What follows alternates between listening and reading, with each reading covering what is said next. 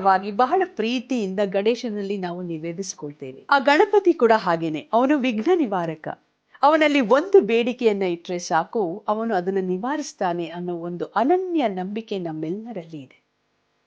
ಅಂತಹ ಗಣಪತಿ, ಅಂತಹ ನಮ್ಮೆಲ್ಲರ ಪ್ರೀತಿಯ ಗಣಪತಿ ವರ್ಷಕ್ಕೊಮ್ಮೆ ಭೂಲೋಕಕ್ಕೆ ಬಂದು ನಮ್ಮೆಲ್ಲರ ಪೂಜೆ ಪುನಸ್ಕಾರಗಳನ್ನ ಸ್ವೀಕರಿಸಿ ನೈವೇದ್ಯಗಳನ್ನ ಭುಂಜಿಸಿ ತನ್ನ ತಾಯಿ ಗೌರಿಯೊಡನೆ ವಾಪಸ್ಸು ಹಿಂತಿರುಗಿ ಕೈಲಾಸಕ್ಕೆ ಹೊರಡ್ತಾನೆ ಅನ್ನೋ ಒಂದು ನಂಬಿಕೆಯಿಂದ ನಾವು ಪ್ರತಿ ವರ್ಷವೂ ಗಣಪತಿ ಹಬ್ಬವನ್ನ ಅತ್ಯಂತ ವಿಜೃಂಭಣೆಯಿಂದ ದೇಶದಾದ್ಯಂತ ಯಾವುದೇ ಜಾತಿ ಪಂಗಡ ಧರ್ಮ ವರ್ಣ ಯಾವುದೇ ಭೇದ ಇಲ್ಲದ ಹಾಗೆ ಗಣಪತಿಯ ಪೂಜೆಯನ್ನ ಮಾಡ್ತೇವೆ.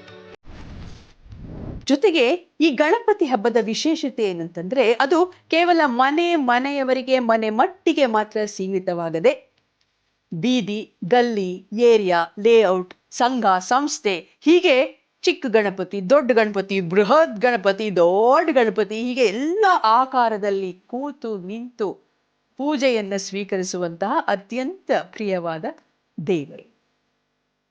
ಲೋಕಮಾನ್ಯ ನಮ್ಮ ತಿಲಕರು ಈ ಗಣಪತಿ ಹಬ್ಬವನ್ನ ಮನೆ ಮಟ್ಟಿಗೆ ಸೀಮಿತವಾಗಿರಿಸದೆ ಪ್ರತಿ ಹೊರಗಡೆ ಕೂಡ ಗಣಪತಿಯನ್ನು ಕೂರಿಸುವಂತಹ ಗಲ್ಲಿಗಳಲ್ಲಿ ಬೀದಿಗಳಲ್ಲಿ ಗಣಪತಿಯನ್ನ ಕೂರಿಸುವಂತಹ ಪದ್ಧತಿಯನ್ನ ಜಾರಿಗೆ ತಂದ್ರು. ಅಂದರೆ ಭಾರತೀಯರಲ್ಲಿ ಭಾವೈಕ್ಯತೆಯನ್ನ ಹುಟ್ಟು ಹಾಕೋದಕ್ಕೆ ಅವರು ಈ ಪದ್ಧತಿಯನ್ನ ನಮ್ಮ ಭಾರತದಲ್ಲಿ ಜಾರಿಗೆ ತಂದ್ರು. ಅಂತಹ ಗಣಪತಿ ಹಬ್ಬ ಮತ್ತೆ ಬಂದಿದೆ. ಎಲ್ಲರೂ ಸಂತೋಷದಿಂದ ಆಚರಿಸೋಣ. ಎಲ್ಲರಿಗೂ ಗಣಪತಿ ಹಬ್ಬದ ಶುಭಾಶಯಗಳು.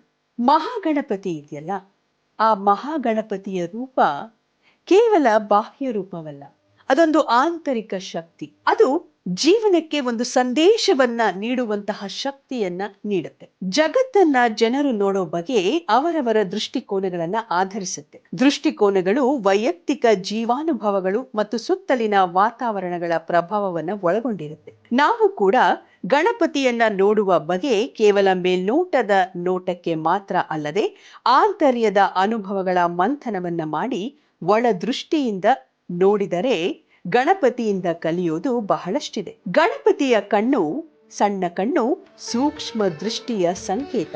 ಹಾಗೇನೆ ಅಗಲವಾದ ಕಿವಿಗಳು ಎಲ್ಲವನ್ನ ತಾಳ್ಮೆಯಿಂದ ಆಲಿಸುವ ಗುಣದ ಸಂಕೇತ. ಇನ್ನು ಉದ್ದವಾದ ಸೊಂಡಿಲು, ಇದು ಕೇವಲ ವಾಸನೆಯ ಆಘ್ರಾಣಕ್ಕೆ ಅಲ್ಲ, ಎಲ್ಲ ಬಗೆಯ ಜ್ಞಾನಗಳನ್ನ ಆಘ್ರಾಣಿಸಿಕೊಳ್ಳುವ ಸುತ್ತಲಿನ ಪರಿಸರದ ಸ್ಪಂದನೆಯನ್ನ ಅರಿಯುವಂತಹ ಅಗತ್ಯತೆಯ ಸೂಚಕ ಈ ಉದ್ದವಾದ ಸೊಂಡಿಲು. ಗಣೇಶನ ದೊಡ್ಡ ಹೊಟ್ಟೆಯದ್ದು ಕೇವಲ ಹಸಿವಲ್ಲ, ಅದು ಜ್ಞಾನದ ಹಸಿವಿನ ಸೂಚಕ. ಇನ್ನು ಮೋದಕಾದಿ ತಿನಿಸುಗಳು ಸಿಹಿ ಸಂತೋಷಗಳು ಇವೆಲ್ಲವೂ ಆನಂದವನ್ನ ದಯಪಾಲಿಸುವಂತಹ ಮಂಗಳಕರ ಮಹಾಗಣಪತಿಯ ಸೂಚಕ. ಹಾಗಾಗಿ ಗಣಪತಿಯ ಆಕಾರ ನಮಗೆ ಜೀವನಕ್ಕೆ ಸಂದೇಶವನ್ನ ನೀಡುತ್ತೆ. ಇನ್ನು ಸಾಮಾನ್ಯವಾಗಿ ಗಣಪತಿ ಹಬ್ಬವನ್ನ 11 ದಿನಗಳ ಕಾಲ ಆಚರಿಸ್ತಾರೆ. ಇನ್ನು ಕೆಲವರು 9 ದಿನಗಳ ಕಾಲ ಗಣಪತಿಯ ಹಬ್ಬವನ್ನ ಆಚರಿಸಿ 10ನೇ ದಿನ ಅಥವಾ 10 ದಿನಗಳ ಇಟ್ಟು 11ನೇ ದಿನ ವಿಸರ್ಜನೆಯನ್ನ ಮಾಡುವಂತಹ ಪದ್ಧತಿ ನಮ್ಮಲ್ಲಿದೆ. ಗಣೇಶ ಚತುರ್ಥಿಯನ್ನ ಪ್ರಮುಖವಾಗಿ 16 ಬಗೆಯಲ್ಲಿ ಆಚರಿಸಲಾಗುತ್ತೆ. ಅದರಲ್ಲಿ 4 ಮುಖ್ಯ ಅಂಶಗಳು ಈ ರೀತಿಯಾಗಿವೆ. ಮೊದಲಿಗೆ ಆವಾಹನೆ ಮತ್ತು ಪ್ರಾಣ ಪ್ರತಿಷ್ಠಾಪನೆ. ಪ್ರಜ್ವಲನ ಮತ್ತು ಸಂಕಲ್ಪ ಮಾಡಿದ ನಂತರ ಇದು ಮೊದಲ ಹೆಜ್ಜೆ. ಮಂತ್ರ ಪಠಣದೊಂದಿಗೆ ಗಣಪತಿಯನ್ನು ಸ್ಥಾಪಿಸಿದ ಮೂರ್ತಿಗೆ ಭಕ್ತಿಪೂರ್ವಕವಾಗಿ ಆಹ್ವಾನ ನೀಡಲಾಗುತ್ತೆ.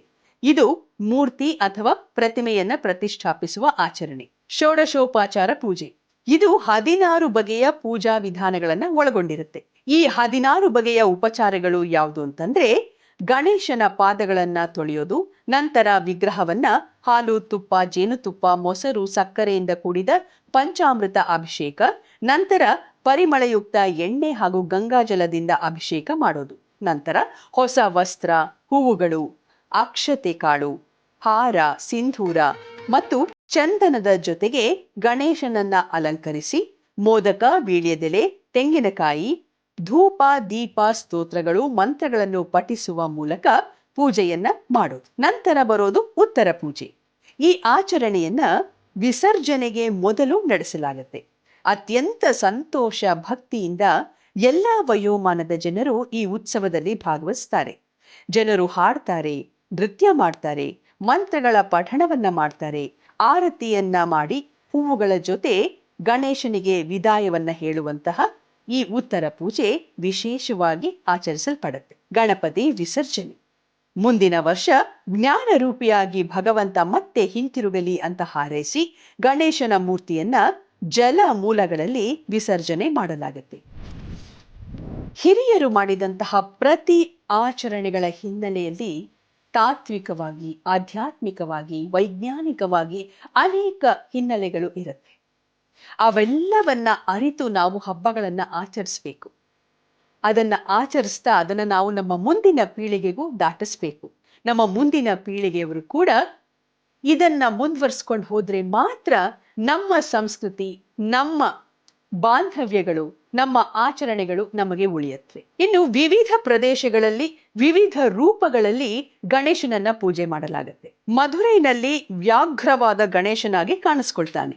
ಮೈಸೂರಿನ ಹಳೇಬೀಡು ಹೊಯ್ಸಲೇಶ್ವರ ದೇವಸ್ಥಾನದಲ್ಲಿ ವಿಷ್ಣುವರ್ಧನ ಸ್ಥಾಪಿಸಿದಂತಹ ಚಿನ್ನದ ಕಂಪುಳ್ಳ ಗಣಪತಿ ಸಾಕ್ಷಾತ್ಕಾರಗೊಳ್ತಾನೆ. ಮುದ್ಗಲ ಪುರಾಣದಲ್ಲಿ ಉಲ್ಲೇಖಿಸಿರುವ ಸಿದ್ಧಿ ಗಣಪತಿ, ಶಕ್ತಿ ಗಣಪತಿಯನ್ನ 32 ಗಣಪತಿಗಳಾಗಿ ಪೂಜೆ ಮಾಡಲಾಗುತ್ತೆ. ಅವುಗಳಲ್ಲಿ 16 ಪ್ರಮುಖ ಗಣಪತಿಯ ಹೆಸರುಗಳು ಯಾವುದು ಅಂತಂದ್ರೆ ಬಾಲಗಣಪತಿ, ತರುಣ ಗಣಪತಿ, ಭಕ್ತಿ ಗಣಪತಿ, ವೀರ ವಿಘ್ನೇಶ್ವರ, ಶಕ್ತಿ ಗಣಪತಿ, ಉಚ್ಚಿಷ್ಟ ಗಣಪತಿ, ಪಿಂಗಲ ಗಣಪತಿ, ವಿಘ್ನ ಗಣಪತಿ, ಕ್ಷಿಪ್ರ ಗಣಪತಿ, ಹೇರಂಬ ಗಣಪತಿ, ಲಕ್ಷ್ಮೀನಾಯಕಂ, ಮಹಾಗಣಪತಿ, ಭುವನೇಶ ಗಣಪತಿ, ನೃತ್ಯ ಗಣಪತಿ, ಹಾಗೆ ಊರ್ಜ್ಯ ಗಣಪತಿ. ಇನ್ನು ನಮ್ಮ ಕರಾವಳಿ ಕಡೆಯಲ್ಲಂತೂ ಬಹಳ ವಿಜೃಂಭಣೆಯಿಂದ ಗಣಪತಿಯನ್ನ ಆರಾಧಿಸ್ತಾರೆ. ಆದ್ರೆ ಗಣಪತಿಯನ್ನ ಕೂರಿಸುವ ಪದ್ಧತಿಯನ್ನ ಪಾಲಿಸೋರು ದೈವ ಇರುವ ಮನೆಯವರು ಮಾತ್ರ. ದೈವ ಇಲ್ಲದ ಮನೆಯವರು ದೈವ ಇರುವವರ ಮನೆಗೆ ಹೋಗಿ ಗಣಪತಿಯ ಪೂಜೆಯನ್ನ ಮಾಡ್ತಾರೆ. ನಂತರ ಎಲ್ಲರೂ ಸೇರಿ ವಿಜೃಂಭಣೆಯಿಂದ ಗಣಪತಿ ವಿಸರ್ಜನೆಯನ್ನ ಸಮುದ್ರದಲ್ಲಿ ಮಾಡ್ತಾರೆ. ಹೀಗೆ ಗಣಪತಿಗೆ ನಾನಾ ರೀತಿಯ ಅಲಂಕಾರಗಳನ್ನ ಮಾಡಿ, ನಾನಾ ರೀತಿಯ ಷೋಡಶೋಪಚಾರಗಳನ್ನ ಎಲ್ಲಾ ರೀತಿಯ ವಿವಿಧ ಆಕೃತಿಗಳಲ್ಲಿ ಗಣೇಶನನ್ನ ನಾವು ಕಾಣಬಹುದು. ಹೀಗೆ ಗಣಪತಿಯನ್ನ ನಮ್ಮಿಷ್ಟ ಬಂದ ಹಾಗೆ ನಾವು ಪೂಜಿಸುವ ಸ್ವಾತಂತ್ರ್ಯ ನಮಗೆ ಗಣಪತಿನೇ ಕೊಟ್ಟಿದ್ದಾನೆ. ಒಟ್ಟಿನಲ್ಲಿ ಗಣಪತಿಯನ್ನ ಭಕ್ತಿಯಿಂದ, ಸಂತೋಷದಿಂದ ಪೂಜಿಸಿ ಅವನಿಂದ ಆಶೀರ್ವಾದವನ್ನ ಪಡೆದು ಮುಂದಿನ ವರ್ಷದ ತನಕ ಅವನನ್ನ ಕಾಯುವ ಒಂದು ಅವಕಾಶವನ್ನ ನಮಗೆ ಈ ಗಣಪತಿ ಹಬ್ಬ ಕಲ್ಪಿಸಿಕೊಡುತ್ತೆ. ಇದೊಂದು ದೇಶದ ಪ್ರಮುಖ ಹಬ್ಬ ಅಂತ ಹೇಳಿದ್ರೆ ತಪ್ಪಾಗಲ್ಲ. ಜೊತೆಗೆ ವಿಶ್ವದ ಹಬ್ಬ ಕೂಡ ಇದಾಗಿದೆ. ಹಾಗಾಗಿ ಗಣಪತಿಯನ್ನ ಅತ್ಯಂತ ಭಕ್ತಿಯಿಂದ, ನಮ್ರತೆಯಿಂದ, ಪ್ರೀತಿಯಿಂದ ಬರಮಾಡಿಕೊಂಡು ಪೂಜಿಸೋಣ. ಎಲ್ಲರಿಗೂ ಗಣಪತಿ ಹಬ್ಬದ ಶುಭಾಶಯಗಳು. ಗಣಪತಿ ಎಲ್ಲರಿಗೂ ಆರೋಗ್ಯ, ಆಯುಷ್ಯ, ಐಶ್ವರ್ಯವನ್ನ ಕೊಟ್ಟು ಕಾಪಾಡಿ. ಸರ್ವೇ ಜನಃ ಸುಖಿನೋ ಭವಂತು. ನಮಸ್ಕಾರ.